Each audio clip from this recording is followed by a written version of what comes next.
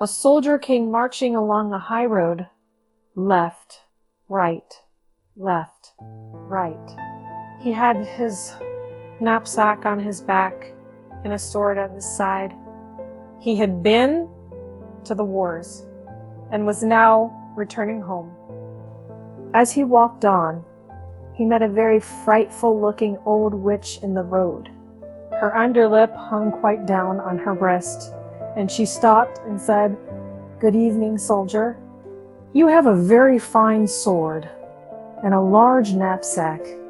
You are a real soldier. So you shall have as much money as ever you like." "Thank you, old witch," said the soldier. "Do you see that large tree?" said the witch, pointing to a tree which stood beside them. "Well, it is quite hollow inside, and you must climb to the top, when you will see a hole, through which you can let yourself down into the tree to a great depth. I will tie a rope round your body, so that I can pull you up again when you call out to me."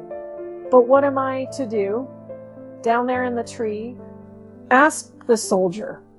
"Get money," she replied, "for you must know that when you reach the ground under the tree, you will find yourself in a large hall, lighted up by 300 lamps. You'll then see 3 doors, which can be easily opened, for the keys are in all the locks. On entering the first of the chambers to which these doors lead, you will see a large chest standing in the middle of the floor, and upon it a dog seated, with a pair of eyes as large as teacups. But you need not be at all afraid of him. I will give you my blue checked apron, which you must spread upon the floor, and then boldly seize hold of the dog and place him upon it. You can then open the chest and take from it as many pence as you please. They are only copper pence. But if you would rather have silver money, you must go into the second chamber. Here you will find another dog with eyes as big as no wheels. But do not let that trouble you. Place him upon my apron, and then take what money you please. If, however, you like gold best, enter the 3rd chamber, where there is another chest full of it. The dog who sits on this chest is very dreadful. His eyes are as big as a tower, but do not mind him. If he also is placed upon my apron, he can't hurt you, and you may take from the chest what gold you will. This is not a bad story, said the soldier. But what am I to give you, you old witch? For of course you do not mean to tell me all this for nothing. No, said the witch, but I do not ask for a single penny. Only promise to bring me an old tinder-box, which my grandmother left behind the last time she went down there. Very well, I promise. Now, tie the rope round my body. Here it is, replied the witch. And here is my blue-checked apron. As soon as the rope was tied, the soldier climbed up the tree and let himself down through the hollow to the ground beneath. And here he found, as the witch had told him, a large hall, in which many hundred lamps were all burning. Then he opened the first door. There sat the dog, with the eyes as large as teacups, staring at him. "You're a pretty fellow," said the soldier, seizing him and placing him on the witch's apron, while he filled his pockets from the chest with as many kisses as they would hold. Then he closed the lid, seated the dog upon it again, and walked into another chamber. And sure enough, there sat the dog with eyes as big as no-wills. "You would better not look at me in that way," said the soldier. "You will make your eyes water." And then he seated him also upon the apron, and opened the chest. But when he saw what a quantity of silver money it contained, he very quickly threw away all the coppers he had taken, and filled his pockets and his knapsack with nothing but silver. Then he went into the third room, and there the dog was really hideous. His eyes were truly as big as towers, and they turned round and round in his head like wheels. "Good morning," said the soldier, touching his cap, for he had never seen such a dog in his life. But after looking at him more closely, he thought he'd been civil enough, so he placed him on the floor and opened the chest. Good gracious, what a quantity of gold there was! Enough to buy all the sugar sticks of the sweet stuff women, all the tin soldiers, whips and rocking horses in the world, or even the whole town itself. There was indeed an immense quantity. So the soldier now threw away all the silver money he had taken, and filled his pockets and his knapsack with gold instead. And not only his pockets and his knapsack, but even his cap and boots, so that he could scarcely walk. He was really rich now. So he replaced the dog on the chest, closed the door, and called up through the tree, "Now pull me out, you old witch. Have you got the tinderbox?" Asked the witch. "No, I declare I quite forgot it." So he went back and fetched the tinderbox, and then the witch drew him up out of the tree, and he stood again in the high road, with his pockets, his knapsack, his cap, and his boots full of gold. "What are you going to do with the tinderbox?" asked the soldier. "That is nothing to you," replied the witch. "You have the money, now give me the tinderbox." "I tell you what," said the soldier, "if you don't tell me what you are going to do with it, I will draw my sword and cut off your head." "No," said the witch. The soldier immediately cut off her head, and there she lay on the ground. Then he tied up all his money in her apron and slung it on his back like a bundle, put the tinderbox in his pocket, and walked off to the nearest town. It was a very nice town, and he put up at the best inn and ordered a dinner of all his favorite dishes, for now he was rich and had plenty of money. The servant who cleaned his boots thought they certainly were a shabby pair to be worn by such a rich gentleman, for he had not yet bought any new ones.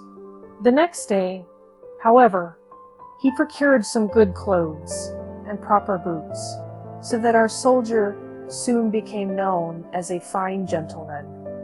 And the people visited him and told him all the wonders that were to be seen in the town, and of the king's beautiful daughter, the princess. "Where can I see her?" asked the soldier. "She is not to be seen at all," they said. "She lives in a large copper castle, surrounded by walls and towers. No one but the king himself can pass in or out, for there has been a prophecy that she will marry a common soldier, and the king cannot bear to think of such a marriage." "I should like very much to see her," thought the soldier, but he could not obtain permission to do so.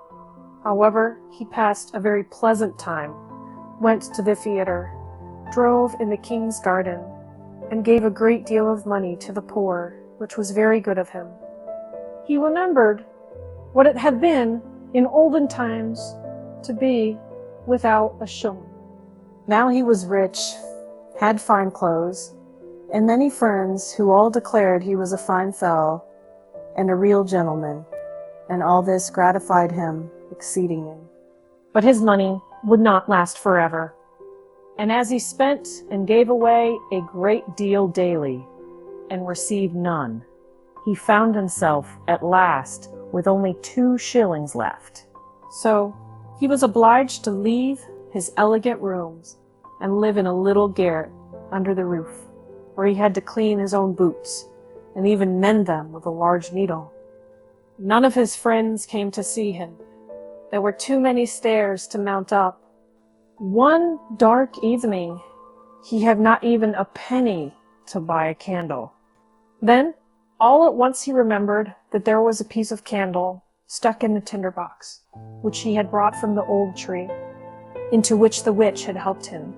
He found the tinderbox, but no sooner had he struck a few sparks from the flint and steel than the door flew open, and the dog with eyes as big as teacups than he had seen while down in the tree stood before him, and said, "What orders, master?" "Hello," said the soldier. "Well, this is a pleasant tinderbox, if it brings me all I wish for." "Bring me some money," said he to the dog. He was gone in a moment, and presently returned carrying a large bag of coppers in his mouth. The soldier very soon discovered after this the value of the tinderbox. If he struck the flint once, the dog who sat on the chest of copper money made his appearance. If twice, the dog came from the chest of silver. And if 3 times, the dog with eyes like towers, who watched over the gold. The soldier had now plenty of money. He returned to his elegant rooms and reappeared in his fine clothes, so that his friends knew him again directly and made as much of him as before. After a while, he began to think it was very strange that no one could get a look at the princess. "Everyone says she is very beautiful," thought he to himself. "But what is the use of that if she is to be shut up in the copper castle, surrounded by so many towers? Can I by any means get to see her? Stop! Where is my tinderbox?"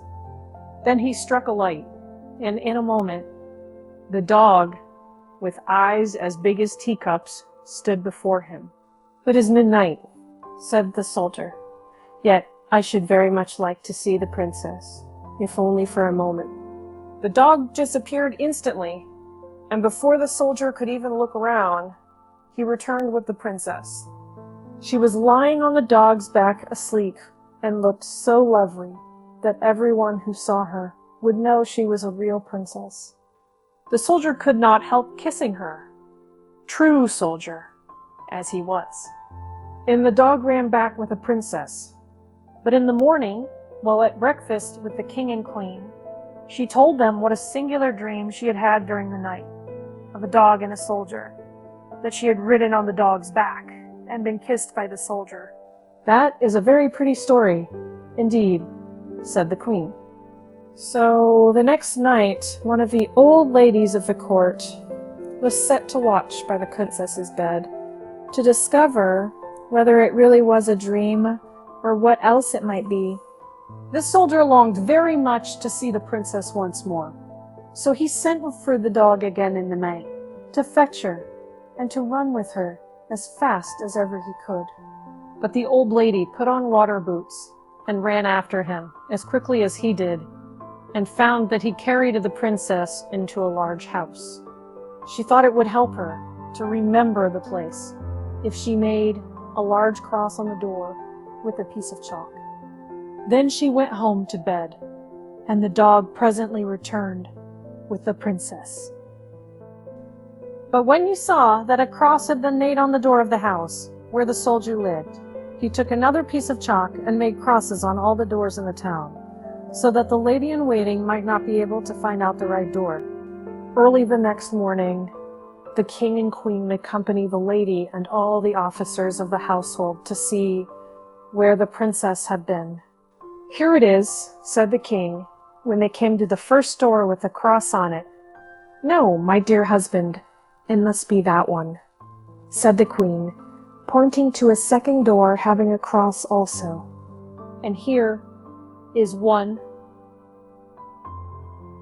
"And there is another," they all exclaimed, for there were crosses on all the doors in every direction. So they felt it would be useless to search any farther. But the queen was a very clever woman. She could do a great deal more than merely ride in a carriage. She took her large gold scissors, cut a piece of silk into squares, and made a neat little bag.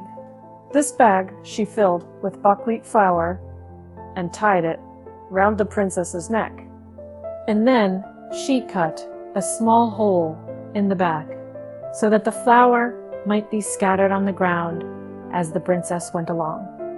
During the night, the dog came again and carried the princess on his back and ran with her to the soldier, who loved her very much and wished that he had been a prince so that he might have her for a wife. The dog did not observe how the flour ran out of the bag all the way from the castle wall to the soldier's house, and even up to the window where he had climbed with the princess. Therefore, in the morning, the king and queen found out where their daughter had been, and the soldier was taken up and put in prison.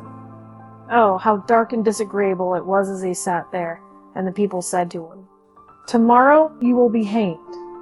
It was not very pleasant news. And besides, he had left the tinder-box at the inn. In the morning, he could see through the iron grating of the little window how the people were hastening out of the town to see him hanged.